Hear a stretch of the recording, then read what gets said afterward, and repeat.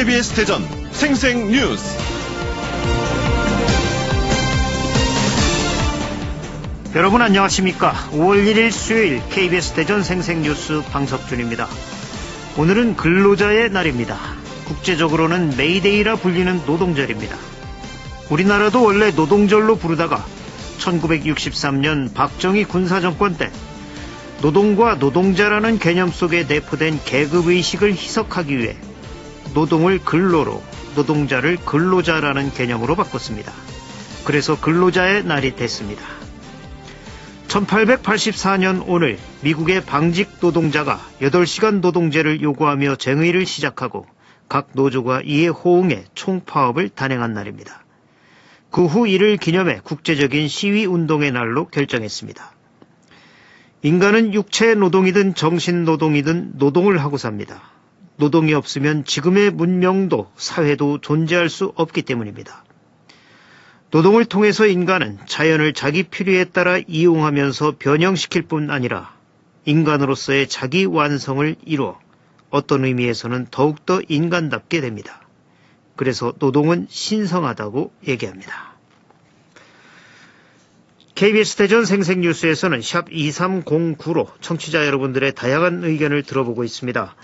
오늘 생생인터뷰에서는 노동절을 맞아 비정규직 노동자의 실태와 문제점, 그리고 감정 노동자들이 겪고 있는 어려움에 대해 알아보겠습니다. 비정규직 노동자의 실태와 문제점에 대한 청취자 여러분들의 다양한 의견도 문자로 받아보겠습니다. 단문 50원, 장문 100원의 유료 문자 샵 2309로 보내주시기 바랍니다. KBS 대전 생생뉴스, 먼저 이 시각 헤드라인 뉴스입니다. 오늘 세계 노동절이자 근로자의 날을 앞두고 산업재해로 세상을 떠난 근로자 유가족들이 한자리에 모였습니다. 유가족들은 중대재해의 반복을 막기 위해서는 해당 기업의 강한 처벌이 뒤따라야 한다고 입을 모았습니다. 대전고용노동청은 지난 2월 한화 대전공장에서 발생한 폭발 산재 사망사고와 관련해 사업장 전면 작업 중지를 해제하고 사고 발생 공정만 부분 중지하기로 결정했습니다. 지난해 전국에서 가장 많은 대기오염물질을 내뿜는 사업장이 현대제철 당진제철소였는데 그럴 만한 이유가 있었습니다. 무려 5년간 오염물질 저감 장치가 고장나 있었는데 충청남도의 대응에도 문제가 있었습니다. 매년 1000드럼씩 경주 방패장으로 보내기로 한 대전 지역 중저준위 방사성 폐기물이 대부분 그대로 보관 중입니다. 핵종 분석 오류 때문인데 전수조사가 언제 끝날지 몰라 올해 안에도 반출이 불투명합니다. 선거제 개편안 등의 패스트트랙 지정을 둘러싸고 여야 사당과 한국당의 맞고발전이 이어지는 가운데 충청권 의원 6명이 피고발인의 이름을 올렸습니다. 민주당과 정의당은 국회법과 형법 위반 혐의로 한국당 의원 40여 명을 고발한 가운데 충청권에서는 김태흠, 성일종, 이장우, 정용기, 정진석 의원이 포함됐습니다. 이에 맞서 한국당도 공동상해 등의 혐의로 민주당 의원 10여 명을 고발한 가운데 충청권에서는 유일하게 박범계 의원이 고발을 당했습니다. 허태정 대전시장이 스타트업 육성과 대전의 새 야구장 벤치마킹 등을 위해 장기간 해외 출장을 다녀왔습니다. 빈손 출장 논란 속에 다양한 구상을 제시했는데 관건은 실현 여부입니다. 3월에 지역의 공업 제조업 생산이 지난해 같은 기간에 비해 대전은 늘고 세종, 충남은 하락했습니다. 최근 KBS 디지털 뉴스 못 참겠다를 통해 보도된 대천항 수산시장 내 한 횟집에 퇴직 근로자에 대한 횡포와 관련해 보령시 대천항 수산시장 상인회가 사과했습니다. 상인회는 갑질 논란과 취업방해로 물의를 일으켜 국민 여러분께 사죄드린다며 피해자의 재취업 등 적극적인 해결 방안을 모색하겠다고 밝혔습니다. 이 시각 헤드라인 뉴스였습니다.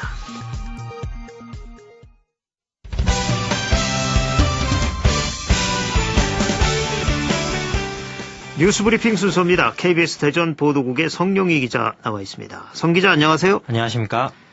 해마다 1000드럼씩 경주 방패장으로 보내기로 한 대전 지역 중저준위 방사성 폐기물이 대부분 그대로 보관 중이라고 하는데 올해 안에도 반출이 불투명하다고요. 네, 대전에 있는 중저준위 방사성 폐기물은 3만여 드럼으로 경주에 이어 두 번째로 많은 양인데요. 사용 후 핵연료 등 고준위 방사성 폐기물도 4.2톤이나 됩니다. 이 가운데 70%를 보관 중인 원자력연구원은 2017년부터 매년 1000드럼 이상 경주 방패장으로 보낼 계획이었는데요. 하지만 지난해에는 한 드럼도 안 나갔고 올해도 반출 계획이 미지수입니다. 네. 지난해 7월 원자력연구원의 핵종 분석 오류가 드러나면서 경주 방패장 반입이 중단됐기 때문입니다. 예, 이 대부분 중저준이라고는 하지만 이 엄연한 방사성 물질인 만큼 인근 주민들은 불안할 수밖에 없겠는데요. 네, 그렇습니다. 그래서 지역 주민과 관계기관이 모인 원자력 안전 토론회에서도 이 문제가 집중적으로 제기됐는데요. 이미 보관 중인 물량에 더해서 방사성 폐기물이 매년 500드럼 이상 느는 걸 고려하면 이 전량 반출까지 20년 넘게 걸린다는 지적이 나왔습니다. 이 때문에 연구용 원자료의 이 발전소 수준의 안전관리 강화와 연구원 주변 주민들 지원을 위한 법 개정도 촉구했는데요. 전량 반출까지 시간이 걸릴 수밖에 없다면 이 시민 눈높이에 맞는 안전관리라도 시급한 상황입니다. 예, 대전 시민들은 핵 폐기물을 옆구리에 끼고 있어서 항상 불안합니다. 더구나 원자력연구원이 이 핵종 분석 오류까지 범하면서 이 반출이 늦어지고 있는데 이 원자력연구원의 관리에도 허술한 면이 자주 드러나서 걱정입니다. 네. 지난해 전국에서 가장 많은 대기 오염 물질을 내뿜는 사업장이 현대제철 당진제철소였는데 그럴 만한 이유가 있었다고요. 네, 현대제철 당진제철소에서 철광석을 가공하는 소결로라는 곳이 있는데요. 이곳을 중심으로 현대제철이 배출한 오염물질은 2013년 11,000여 톤에서 2018년 23,000여 톤으로 5년 사이 2배가 늘었습니다. 알고 보니 소결로에 설치된 오염물질 저감 장치가 5년 동안이나 고장난 채 운영됐기 때문이었는데요. 현대제철이 뒤늦게 보수공사를 포기하고 설비 교체를 결정했지만 이마저도 1년 넘게 걸릴 것으로 예상되고 있습니다. 예, 이런 사실을 사전에 알고 있었던 충청남도의 대응도 문제가 있었다고요? 네, 충남도의 그 조치를 보면 현대제철에서 계획서만 받아보면서 사태 해결을 기다렸다고밖에 볼 수 없을 것 같습니다. 저감시설을 거치지 않고 오염물질을 배출하면 1차부터 조업 중지가 명령이 가능한데요. 그런데 충남도는 그동안 오염물질 초과 배출 부과금 16억 원을 비롯해 2017년과 지난해를 합쳐 과태료 260만 원을 부과하는 데 그쳤습니다.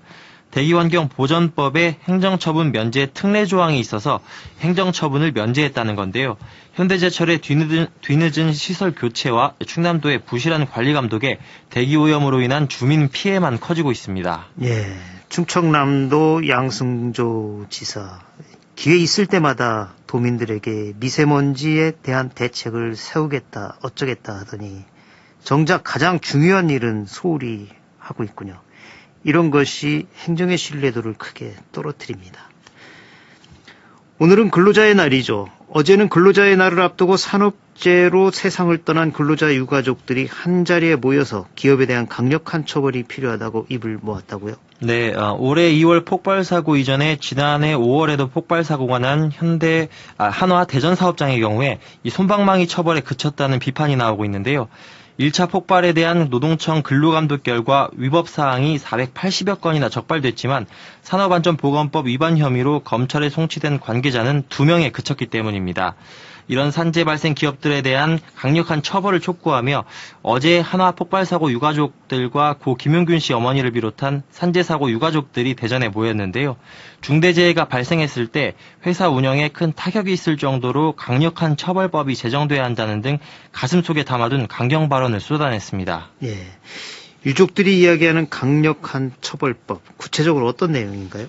유가족들은 중대재해기업처벌법 도입을 요구했는데요. 핵심은 책임자 처벌입니다. 현행 형법에는 기업이 안전관리 의무를 다하지 않아 노동자를 죽음에 이르게 해도 기업을 직접 처벌할 수 있는 양벌 규정이 없는데요. 기껏해야 기업의 말단 직원 몇 명만 벌금이나 집행유예 정도의 처벌을 받는 게 대부분이고 그마저도 고의를 입증하기 힘들다는 이유로 실제 처벌까지 이어지는 경우는 많지 않습니다. 네.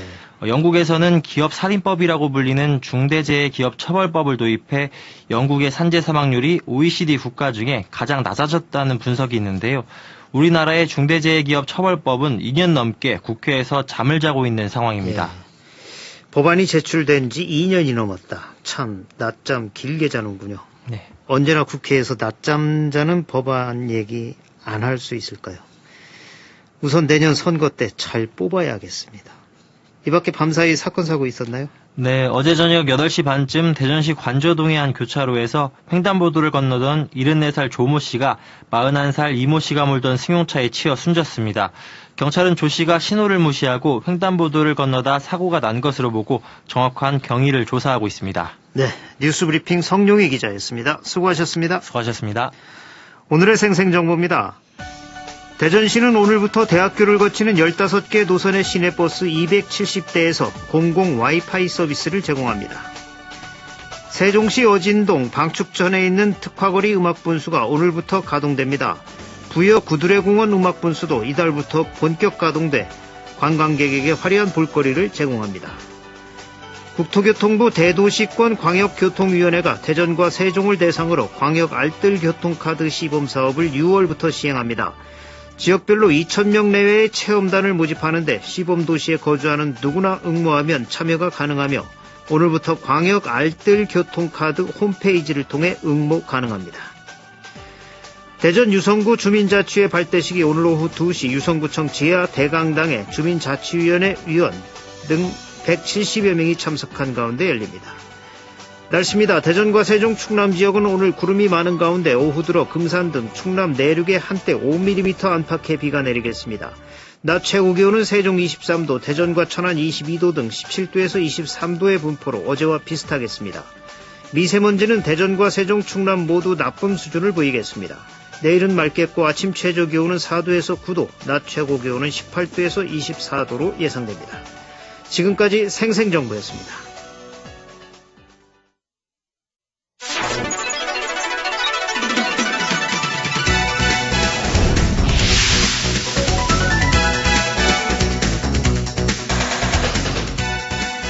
생생한 뉴스, 깊이 있는 이슈 분석. 여러분은 지금 방석준 앵커와 함께하는 KBS 대전 생생뉴스를 듣고 계십니다.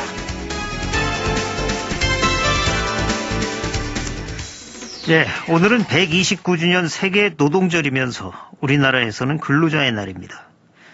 노동자의 열악한 근로 조건을 개선하고 지위를 향상시키기 위해 각국의 노동자들이 연대의식을 다지기 위한 날입니다. 하지만 여전히 우리 사회의 비정규직 노동자들은 임금체불과 부당해고 등의 어려움을 겪고 있습니다. 특히 콜센터 노동자, 온갖 민원 업무에 있는 노동자, 환자의 감정을 우선해야 하는 병원 노동자 등은 감정 노동자로 무조건 친절해야 한다는 인식 속에 많은 업무 스트레스를 받으면서 또 다른 사회 문제가 되고 있습니다.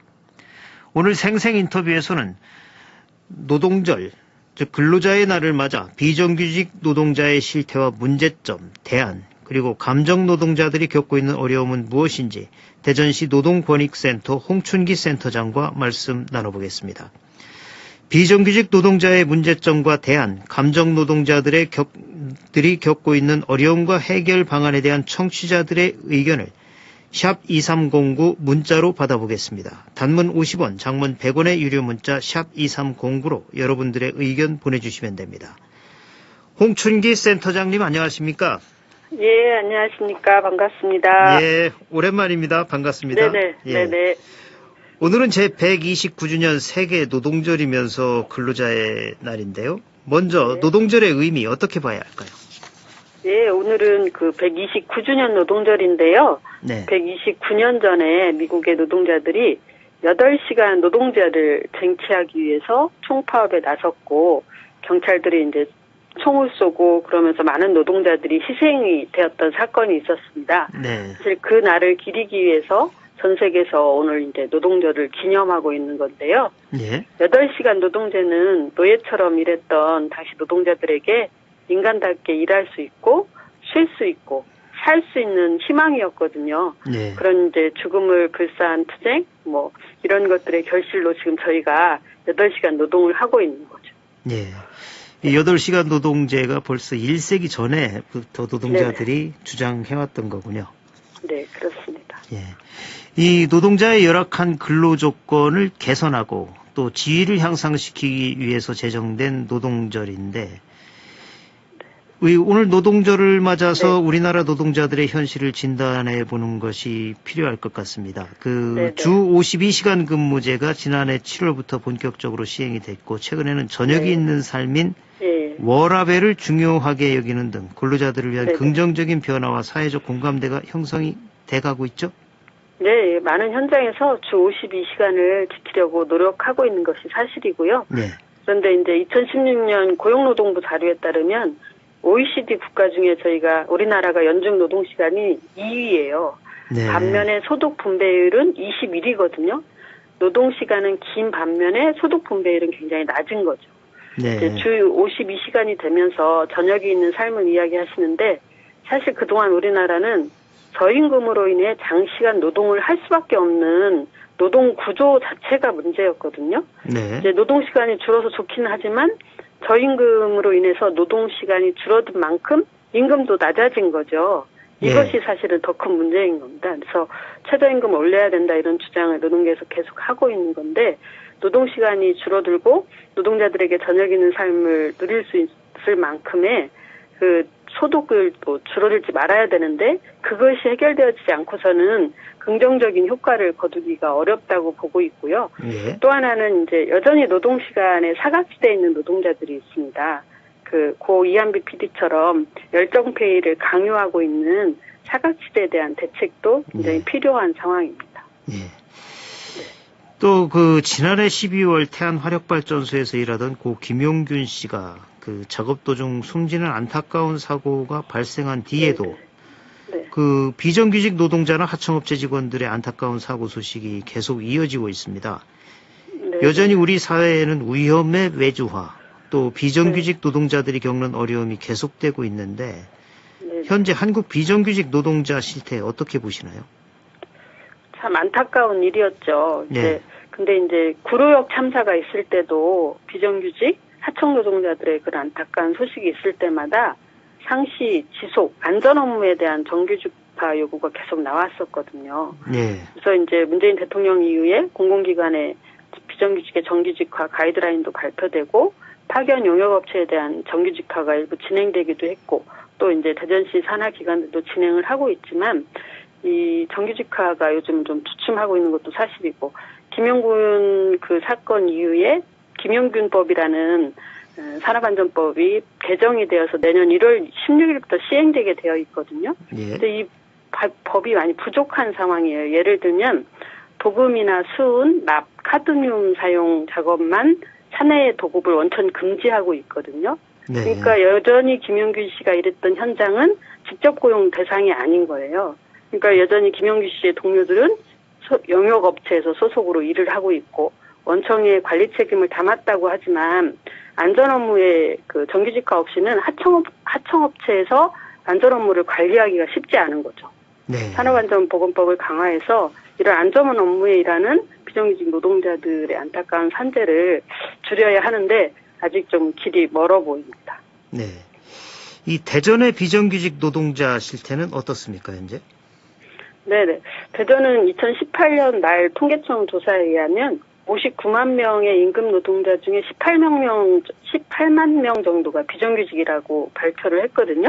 예. 그런데 이제 이 조사가 조금 무의미한 게 이 59만 명의 임금 노동자의 중에 18만만 비정규직이라고 했는데 나머지 노동자들도 용역이나 파견업체 이런 비정규직들이 거의 정규직으로 통계가 잡혀 있어서 정확하게 대전의 비정규직의 규모가 얼마다 이렇게 말하기가 좀 곤란한 상황이고요. 네. 다만 이제 저희가 2014년도부터 조례가 만들어지고 2015년도부터 저희 비정규직 지원센터가 설치 운영되어지다가 저희가 4월 26일 날 노동권익센터로 명칭이 변경되었어요. 네. 그래서 이제 비정규직뿐만 아니라 취약계층 노동자들로 지원 사업들을 확대하고 있는데 비정규직 노동자들 비정규직이다 아니다 이렇게 말하기가 좀 어려운 부분들이 대부분의 정규직이고 비정규직 노동자들이 최저임금 수준의 저임금 노동자들이 워낙 많다 보니까 네. 또 특히 이제 대전의 산업별 취업자들 분포를 보면 기계, 단순 노무, 서비스 판매가 굉장히 많이 분포되어 있고 종사하고 계시거든요. 네. 이런 직업적 특성 때문에 불안정성이 노동자들의 삶을 위태롭게 하는 것이 사실입니다. 네. 실제로 대전시 비정규직 근로자 지원센터, 그러니까 노동자 권익센터로 바뀌었다고 그랬죠? 네. 이 여기를 통해서 비정규직 근로자들이 다양한 상담을 해오고 있을 텐데 주로 어떤 문제에 대한 상담이 많은가요? 예, 저희가 센터에서 연간 한 800여 건의 상담 활동을 하고 있거든요. 근데 이제 대부분이 임금 관련한 부분들이 한 60%를 차지하고 있습니다.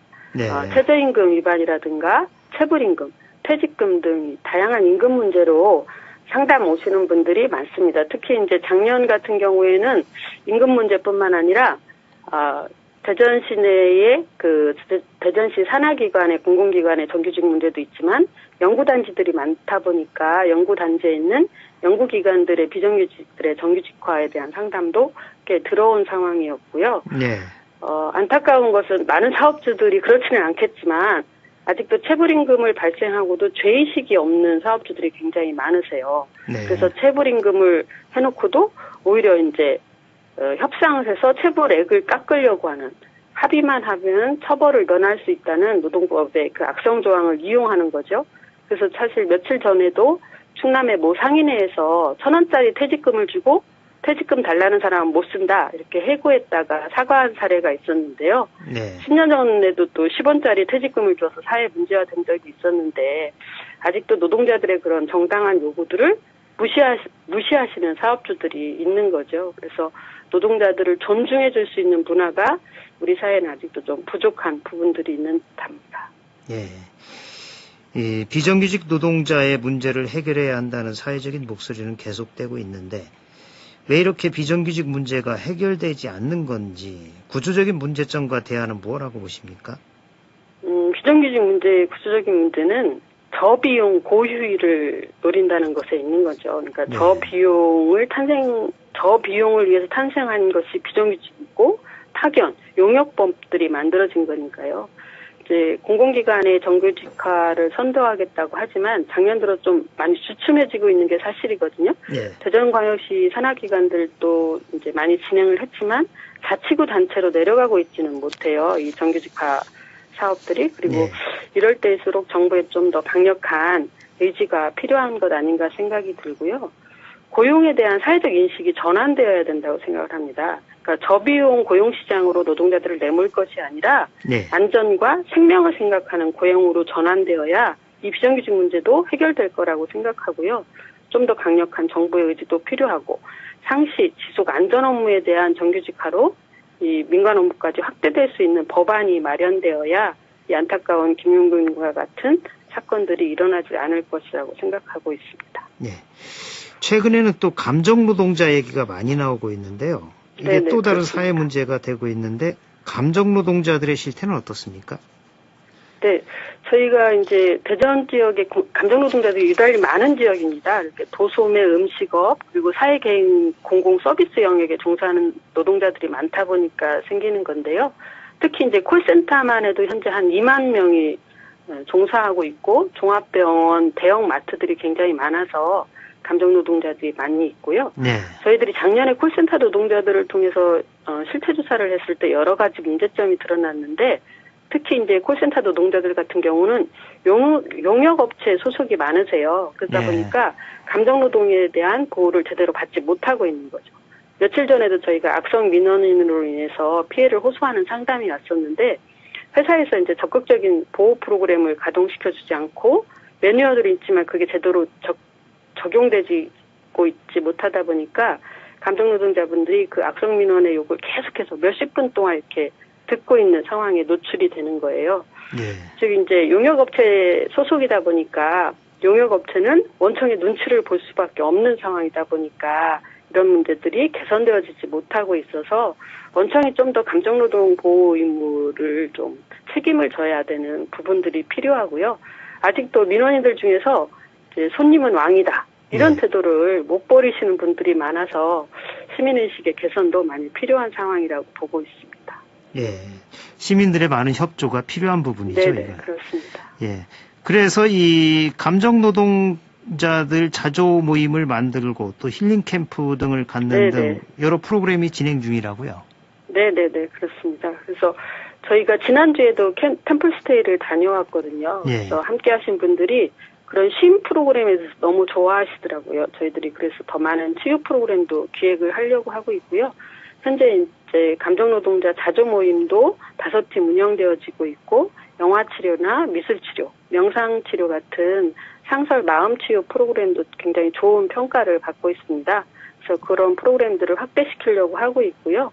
또 저희가 이제 여러 가지 감정치유 프로그램을 하는 공공기관들과 함께 그 업무 협약을 통해서 이런 지원 사업들을 확대시켜 나가려고 하고 있고요. 예. 특히 이제 공공기관 감정노동자 실태조사를 지금 준비하고 있거든요. 그래서 감정노동자 보호 가이드라인을 공공부문부터 선도적으로 좀 진행을 하면서 민간으로 확대시켜낼 수 있도록 그런 것들을 유도해내려고 하고 있습니다. 예. 네네. 센터장님 시간이 다 됐네요. 네네. 감정노동자 또 비정규직 네. 노동자들께서 불편한 점이 있다면 대전시 노동권익센터를 찾으면 될 것 같습니다. 네네. 예. 대전시 노동권익센터 홍춘기 센터장이었습니다. 오늘 말씀 고맙습니다. 예, 감사합니다. 지금까지 세계 노동절을 맞아 비정규직 노동자의 실태와 문제점, 대안, 그리고 감정노동자들이 겪고 있는 어려움은 무엇인지 대전시 노동권익센터 홍춘기 센터장과 말씀 나눴습니다. 조간 브리핑입니다. 대전일보는 어린이집 쉬는데 부모 출근, 아이는 어디로? 란 제목으로 근로자의 날 엇갈린 휴무 때문에 맞벌이 부부의 육아 부담이 커지고 있다고 보도했습니다. 중도일보는 바이오 특화단지 대전 창업 메카 밑그림이란 기사에서 대전시가 2025년까지 유성구 대동 금탄에 글로벌 바이오 특화단지를 조성한다고 전했습니다. KBS 대전 생생뉴스 기술의 송환, 구성 조미연, 제작과 진행의 방석준이었습니다. 5월 1일 수요일 방송 여기서 마칩니다. 행복하고 평화로운 하루 보내시기 바랍니다. 내일 다시 뵙겠습니다.